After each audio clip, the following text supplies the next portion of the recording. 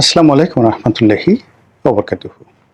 সম্মানিত দর্শক, বাংলাদেশ সরকারের সাবেক অন্তর্বর্তীকালীন সরকারের প্রধান জনাব ডক্টর মোহাম্মদ ইউনূস, যিনি সারা দুনিয়াতে নোবেল লরিয়েট হিসেবে সমধিক পরিচিত, তিনি এখন ফ্রান্স ভ্রমণে আছেন। তার যারা লোকজন, এখনো বাংলাদেশে বহু সংখ্যক লোকজন আছেন যারা ডক্টর মোহাম্মদ ইউনূসের ভক্ত, এবং তারা মনে করেন যে ডক্টর মোহাম্মদ ইউনূসকে দিয়ে আগামীতে আরও বড় কিছু হবে। তারা মনে করেন যে ডক্টর মোহাম্মদ ইউনূস আবার ক্ষমতায় আসবে, এবং আবার যখন তিনি ক্ষমতায় আসবেন তখন আর তাকে ক্ষমতা থেকে নামানোর কোনো শক্তি থাকবে না।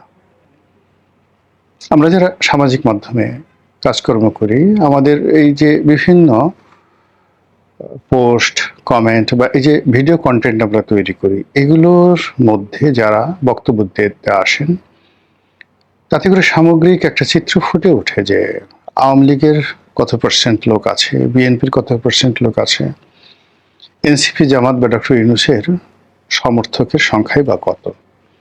তো সেদিক থেকে ডক্টর মোহাম্মদ ইউনূসের যে লোকজন, তারা এখনো বেশ সক্রিয়, তাকে সবাই স্যার ডাকেন, এবং যারা এই মুহূর্তে তাকে নিয়ে সমালোচনা করছেন বাংলাদেশ, তাদেরকে সবাই মনে করেন, ডক্টর ইউনূসের যারা লোকজন মনে করেন যে এরা দেশদ্রোহী, এরা ভালো চায় না। তো তাদের বক্তব্য অনুযায়ী ডক্টর মোহাম্মদ ইউনূস খুবই গুরুত্বপূর্ণ কাজে তিনি ফ্রান্সে গিয়েছেন। অন্যদিকে যারা ডক্টর মোহাম্মদ ইউনূস বিরোধী লোক, তারা কয়েকটি শিবিরে বিভক্ত হয়ে নানা রকম সমালোচনা করছেন। একজন বলার চেষ্টা করছেন যে, একদল বলার চেষ্টা করছেন যে আহা, এই লোকটা কেন বারবার বিদেশে যায়, বিদেশে কেউ এখন আর তাকে পাত্তা দেয় না, ফকিরের মতো রাস্তাঘাটে ঘুরে বেড়ায়, এবং ফ্রান্সের ফুটপাত দিয়ে যেভাবে ৩-৪ জন লোক নিয়ে, তার যে মহিলা সহকর্মী সামিয়া, না ওনার নাম হলো লামিয়া মোরশেদ, তো তাকে নিয়ে যেভাবে তিনি ঘুরে বেড়াচ্ছেন, এতে বাংলাদেশের আর ইজ্জত বলে কিছু রইল না। একজন সাবেক প্রধানমন্ত্রীর পদমর্যাদা সম্পন্ন ব্যক্তি, তো তার তো একটা ইজ্জত বোধ থাকা উচিত, বয়স বলে একটা কথা। তারপরে নিজেকে তিনি যেভাবে একটা ওভার রেটিং করেছেন, সেখানে তিনি যখন আমাদের রাষ্ট্রের অর্থ ব্যয় করে বিদেশে গেছেন, সে কি রাজকীয় অবস্থা। প্রতিদিন যে হোটেলে থেকেছেন, এক এক রাতে শুধুমাত্র তার যে ব্যক্তিগত রুম, সেটির ভাড়া ছিল 40 লাখ টাকা। তো তার তো অভাব নেই, তিনি ইচ্ছা করলে একটা মার্সিডিজ বেঞ্জ গাড়ি বা একটা রোলস রয়েস গাড়ি, কিংবা আরও যে সকল দামি গাড়িগুলো রয়েছে, সেই গাড়িগুলো ড্রাইভার সহ ভাড়া করতে পারতেন। নিজের টাকা দিয়ে ফ্রান্সের সেই রিস কার্লটন হোটেলে তিনি থাকতে পারতেন, এবং ওখানে তাকে প্রোটোকল দেওয়ার জন্য, শুধু ওখানে নয়, সারা দুনিয়াতে যারা ধনী ব্যক্তি, তারা যদি চায় যে তাদেরকে প্রোটোকল দেওয়ার জন্য 100 জন 200 জন সেনাবাহিনীর সদস্য, ওখানে অনেক private army, private police, private security guard, সব কিছু সেখানে অ্যাভেলেবল পশ্চিমা দুনিয়াতে। তো তিনি যদি চাইতেন যে বাংলাদেশে তিনি যেভাবে ভিভিআইপি প্রোটোকল পাচ্ছেন, এসএসএফ এর প্রোটোকল পাচ্ছেন, ওটা তার নিজের পকেটের পয়সা খরচ করে তিনি যদি ফ্রান্সে ওইরকম একটা প্রোটোকল নিতে চাইতেন, এটা তার জন্য ওয়ান-টুর বিষয়। তো তিনি সেটা কেন করেননি? আর বাঁচবেনই বা কয়দিন, তার এত টাকা দিয়ে কী হবে? তিনি যেহেতু বাংলাদেশে একটা ল্যাভিশ জীবনযাপন করছেন, সেই জীবনযাপনের সঙ্গে, যেমন তিনি যে বিল্ডিংয়ে থাকেন, গ্রামীণ ব্যাংক ভবন বা গ্রামীণ সেন্টার বা ইউনুস সেন্টার, এগুলো সব শত কোটি টাকার ভবন। এখন শত কোটি টাকার ভবনের মধ্যে থেকে তিনি এসি লাগাচ্ছেন না, বলছেন যে আমি খুব দিনহীন জীবনযাপন করি, আমি এসির মধ্যে থাকি না। আবার তিনি গ্রামীণ চেকের পাঞ্জাবি পরছেন, সাধারণ কেশ পরছেন, বলছেন যে আমি এরকম ফুটানি পছন্দ করি না। আরে বাবা, আপনি যদি ফুটানি পছন্দ না করেন, তাহলে এক রাতের ভাড়া 40 লাখ টাকা, সেই টাকা খরচ করে, রাষ্ট্রের টাকা খরচ করে আপনি থাকলেন কি করে সেখানে? আপনার কি একবার একটু বুক কাঁপলো না?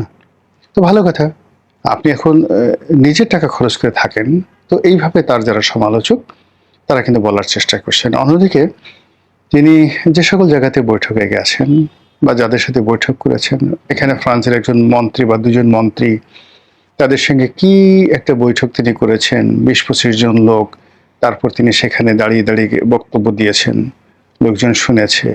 আবার ওইগুলো তার যে ফেসবুক পেজ আছে, ইউনুস সেন্টারের ফেসবুক পেজ আছে, সেখান থেকে আবার তিনি প্রচার করছেন। তো এই যে একটা প্রচার প্রোপাগান্ডা পছন্দ করা মানুষ, সারা দুনিয়া ঘুরে বেড়ানো মানুষ, সেই মানুষটি আবার প্যারিসের যে মেয়র তার সঙ্গে দেখা করেছেন। তো সেই ছবিটা আমি দেখলাম, আমার কাছে মনে হলো যে এইরকমভাবে অপমানিত হয়ে কারোর সঙ্গে দেখা করাটা না করাটাই সবচেয়ে উত্তম কাজ। ছবি দেখে যেটা মনে হলো যে প্যারিসের মেয়র যিনি দেখা করেছেন ডক্টর মোহাম্মদ ইউনূসের সঙ্গে, তিনি পায়ের উপর পা তুলে খুবই অমনোযোগী এবং উদ্যত ভঙ্গিতে তার দিকে তাকিয়ে আছেন, এবং সম্ভবত ২ থেকে ৩ মিনিটের বেশি তাদের সেই বৈঠক স্থায়ী ছিল না। আর ডক্টর মোহাম্মদ ইউনূস অনেকটা দীন ফকির, মিসকিন, অভাবী, গরিব এরকম একটা অভিব্যক্তি নিয়ে বহু দূরে, মানে তিনি একটা উঁচু চেয়ারে বসে আছেন, আর তার অদূরে ডক্টর মোহাম্মদ ইউনূস একটা নিচু, সেটা সোফা টাইপের একটা ছোট যে চেয়ার আছে সেখানে তিনি বসে আছেন। এরকম দৃশ্যের সঙ্গে আমি পরিচিতের কারণ হলো আমেরিকাতে আমি বেশ কিছুদিন কাজ করেছিলাম। ওখানে একজন নামকরা কংগ্রেসম্যান আছেন, ড্যানি ডেভিসের অফিসে। সে ৭ বারের নির্বাচিত কংগ্রেসম্যান। তারপর আর্মস কমিটির চেয়ারম্যান ছিলেন ২০১২ সনে কার্ল লেভিন, সিনেটর। তার অফিসেও কাজ করার সুযোগ হয়েছিল। তো সেই সুবাদে শিকাগোর মেয়র, এই যে শিকাগো ডাউনটাউনের কংগ্রেসম্যান, এরপর মিশিগানের যে সিনেটর, এদের সঙ্গে কাজ করার ফলে ওখানকার যারা রাজপুরুষ আছেন বা রাজনীতিবিদ আছেন, তারা কতটা উদ্যত হন, অহংকারী হন, এটা নিজের চোখে দেখার সুযোগ হয়েছে। তো সেই অভিজ্ঞতার পাশাপাশি আবার তারা যখন রিগ্রেট করেন, যেমন দেখা গেল যারা বাঙালি আছেন, আমরা যারা সংসদ সদস্য হিসেবে সেখানে গিয়েছিলাম বা আমি গিয়েছিলাম, এখন আমাদেরকে সম্মানিত করার জন্য বা তাদের যে ক্ষমতা আছে সেখানে সেটা দেখানোর জন্য তারা বিভিন্ন মানুষের সঙ্গে আমাদের একটা বৈঠকের আয়োজন করে। তো গ্রামের একটা ছোট মেয়র, মাউন্ট প্রসপেক্ট নামক একটা গ্রাম আছে। তো সেই গ্রামের মহিলা মেয়রের সঙ্গে আমার দেখা হলো। তো তিনি সম্মান জানানোর জন্য একেবারে নিচে এসে দাঁড়িয়ে রইলেন।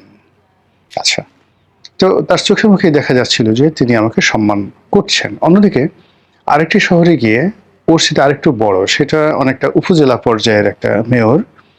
তো তার সঙ্গে ওখানকার বাঙালিরা আমার একটা বৈঠকের ব্যবস্থা করলো। মেয়র সম্ভবত রাজি ছিলেন না।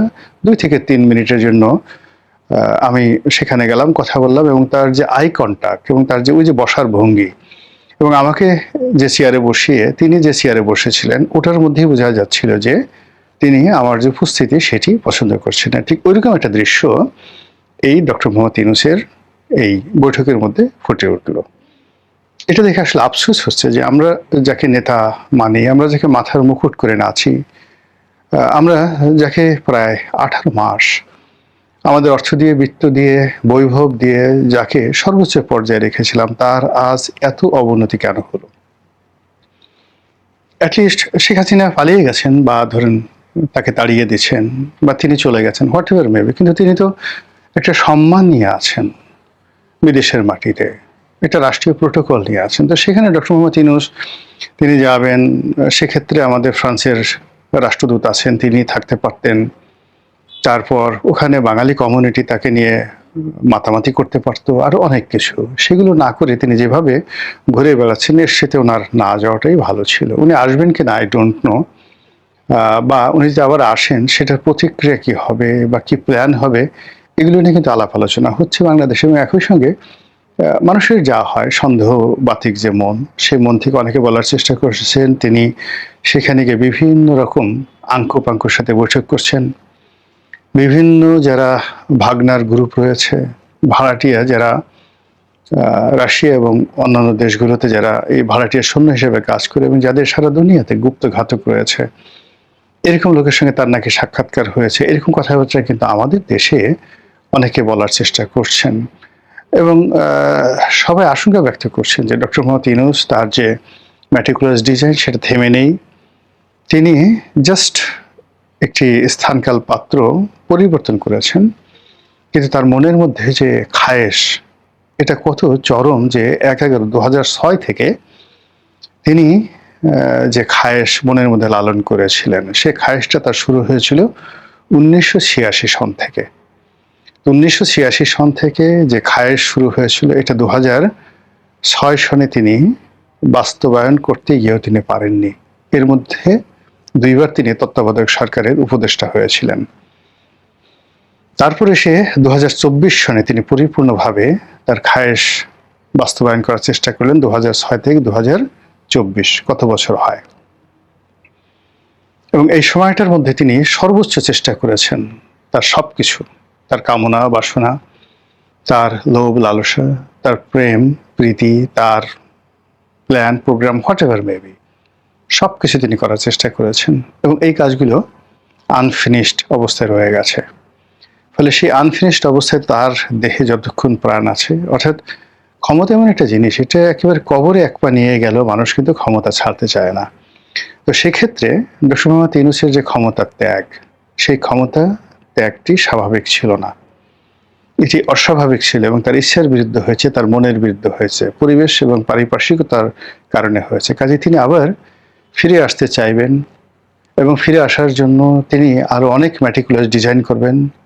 এটা যারা সন্দেহ করছেন তারা ডক্টর মোহাম্মদ ইউনূসের এই যে প্যারিস সফর, এটিকে কিন্তু খুব স্বাভাবিকভাবে নিচ্ছেন না। আল্লাহ আমাদের সবাইকে হেদায়েত দান করুন, হেফাজত করুন। আসসালামু আলাইকুম ওয়া রাহমাতুল্লাহি ওয়া বারাকাতুহু।